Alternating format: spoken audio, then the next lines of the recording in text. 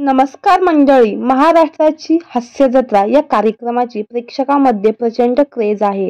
या कार्यक्रमाच्या बऱ्याच कलाकारांनी नवी ओळख मिळवून दिली. त्यातीलच एक नाव म्हणजे प्रभाकर मोरे. काय समजलीव हा त्यांचा डायलॉग चाहत्यांमध्ये फारच फेमस आहे. अभिनेते प्रभाकर मोरे महाराष्ट्राची हास्य जत्रा मधून घराघरात जाऊन पोहोचले. कॉमेडीचं अचूक टायमिंग साधत त्यांनी प्रेक्षकांना कायमचं खळखळून हसवलं. मात्र प्रभाकर मोरेंना इथवर पोहोचेपर्यंत त्यांना किती संकटांना सामोरे जावे लागले याबद्दल त्यांनी एका मुलाखतीत भाष्य केलं आहे.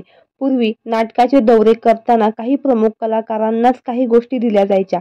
जोपर्यंत आपलं नाव नसतं तोपर्यंत आपल्याला तशी ट्रीटमेंट मिळत नसते.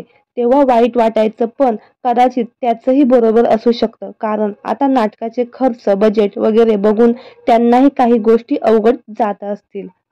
तसेच मी मूळचा कोकणातला आहे. त्यावेळी मी फार काही प्रसिद्ध नव्हतो.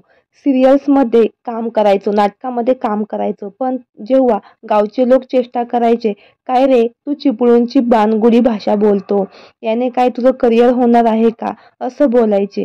हे माझ्या उपजीविकेचं साधन आहे असं मी त्यांना बोलायचो. माझा हा व्यवसाय आहे. आर्थिक दृष्टीने मी या कलाक्षेत्रात काम करत आहे.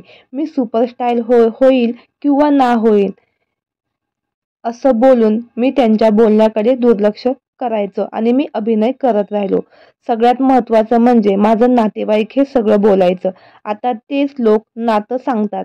शिवाय चिपळूणची भाषा प्रभाकर मोरेंनी मोठं केले असंही म्हणतात. महाराष्ट्राची हास्य जत्रा या कार्यक्रमामुळे मी घराघरात जाऊन पोहोचलो. तर मंडळी, तुम्हाला प्रभाकर मोरे हा कॉमेडीवीर आवडतो का हे आम्हाला कमेंट बॉक्समध्ये नक्की कळवा. धन्यवाद.